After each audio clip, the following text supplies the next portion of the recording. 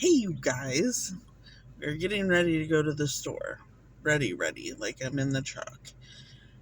The camera is so weird and made me think how the mirror on the side of the truck says objects are closer than they appear. If I do a photo, it's like the proper distance, but with the video on, it's like, wow, super close. I don't know if that's necessary.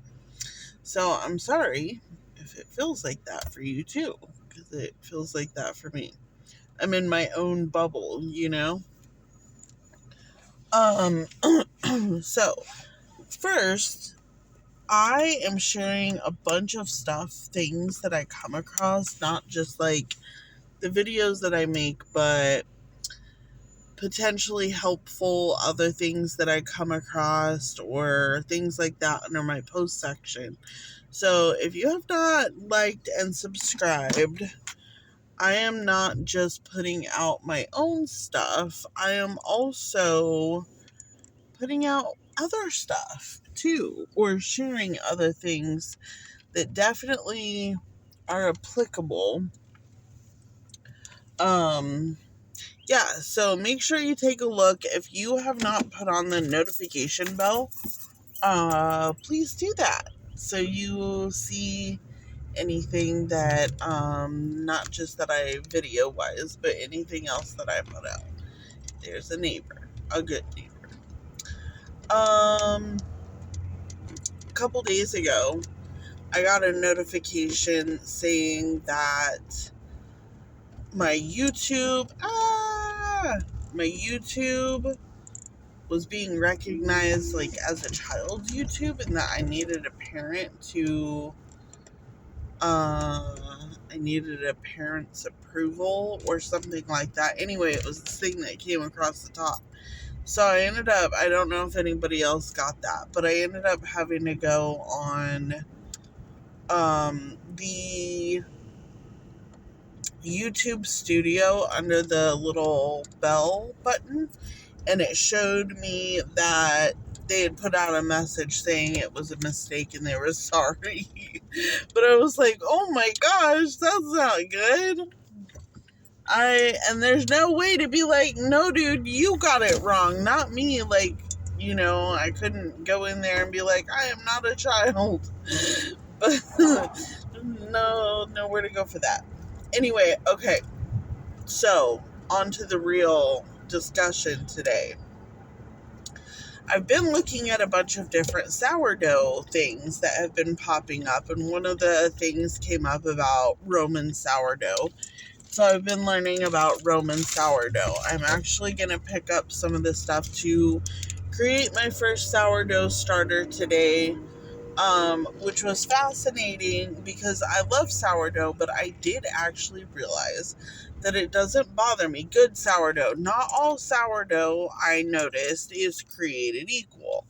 And so I'm really glad that I watched that video, because it's talking about how using, a couple of the videos that I've watched have talked about how using rye is also really beneficial and spelt. So, or spelt, yes. And so, I am going to pick some of that up today while I'm at the store, which I'm pretty excited about. I do, appreciate that I can digest it better. There's like a whole science to it. And so, I may post that under my post so, anybody who's interested can take a look at that too, because it was awesome to see. Like, it made a lot of sense how the fermentation process changes the way your body digests it, and it was like an aha moment, because I've already noticed before that my body digests it different than it does regular bread, but it's also very hard for me to get away from using regular bread. I'm sure it is for most people, but it looks like there's a reason why we're now having challenges with it. All of it makes perfect sense. So, anyway, not to get like too deep into that unless you want me to, or, let's talk about it. But what occurred to me is that, or I thought in theory, like occurred to me, is that I wonder if dogs also were eating the bread back in the day, because dogs would have had, they didn't have dog food, so dogs would have had much more of an unstable diet, than they do now. And yeah, come to find out, they did feed their dogs like bones, meat, yeah, stuff like that, but also bread. And so it kind of elaborated on that a little bit. I'm not sure if it's the same bread that humans ate or if it was a different bread. However, it was a fermented bread. And the reason why this is coming up is my dogs are having a really hard time. It's like no matter what I give them, it's a struggle. And that's just really challenging for all of us. If I were able to give them, I have done kombucha for myself, but I have also given them a splash of kombucha on a couple occasions. And I was telling you a couple last week or a week ago, excuse me, that it's weird. I never have the hiccups unless I get on here. Um that we were working with pineapple a little bit, which is good. However, if I could start making just dough, my own dough out of sourdough altogether, I think that would be amazing. But then I would also feel good about making them little doggy treats out of that, because they've had such a problem with any kind of treats or anything that I try to give them messes them up, with the exception of just a few things. And so, and it's, y'all, I've tried everything. I've done all the things. I've done nothing at all. I've kept them on the same food for months and months and months at a time. I've like done all the things. And so part of me is just like, they need to have goodies too and stuff like that. And so anyway, I'm like, I wonder if I was making doggy sourdough treats also, that could be beneficial to them. So that's where my mind is at. uh and having the starter, obviously I'm worried about killing it, but then the other part of me is like, having a starter going all the time means that I would always have something to work with, which is kind of exciting. And it means also I'm planning on mixing it today, so with the hope of having it ready by Easter, which is next Sunday. Today is Wednesday. So I feel like I'm behind on it, but I also know that there are people who use sourdough starters, or the whatever you take off of it, that I think would work if I think would be fine if I let it rise for like 24 hours. That's another thing that I learned, is like the quick process of making food, which a lot of it starts out with grains and dough and things like that. If you think about our cereals that we might buy at the store and all the different products, I think that there is something to that. And so what if more of what I am using on a daily basis was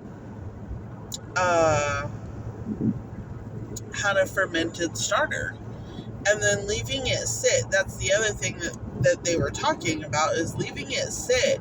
If you are going to make a bread or something like that you leave it sit for like 24 hours, 8 to 12 hours, I think is what they were saying, but the longer the better, to rise and do all of its magical things. And so I think I want to try to go down that road, because the truth for me is just like, I do not do well with gluten-free options, and I don't like it as much, which means that I don't eat as much bread, which means meal times are actually much more challenging without bread. And if I can make sourdough bread and kind of eliminate some of that challenges, it's like I was telling you guys, I don't have as much of an issue when I find products, macaroni products, noodles, and things like that that are made in Italy. And I think that this is similar to that. Like, I think I could make everything I need potentially with the use of a starter and maybe have better outcomes. So I think I'm just going to be playing with that for the next month or two and see where I can go with it. Hopefully I can keep the starter alive. That's number one. Anyway, a lot of people sell sourdough and things like that, and I totally love that. But I would love to be able to make my own. And I can pretty much do anything if I put my mind to it. It's just going to take me a couple times to get it right. So, and I was looking at a lot of different flavors and things like that. I was thinking about trying to make at least a loaf of homemade bread, if not sourdough, on Easter. But something with cranberries in it sounds really good to me. So I know there's like an orange cranberry flavor that I'm kind of curious about. Come on, folks. Anyway, I've done kimchi and things like that too, and I don't know that I do as well with that. I'm hoping that, I think sourdough is going to be a little bit easier on my stomach than some of the other things. I can eat things like hot sauce, hot peppers, stuff like that. It doesn't bother me. It's just some of the fermented things. I'm finally at a point where I can eat dairy products, but like specific. I started reading the ingredients and noticing how my body reacted to live and active cultures versus enzymes. And even better, I think it's good culture that puts like more specific, whereas some of the other brands do not. It's questionable. Like it says enzymes, and rather than the live and active cultures. And that seems to really, really matter for me personally. So this is all fascinating, you guys. Same with like using yogurt and stuff like that. So I'm definitely hopeful that I'll hear some stuff from you guys in the comments if you guys are fermented foodies. And if you're making your own or interested in doing your own too, for healthy purposes. Anyways, let me know and I'll see you in the next video.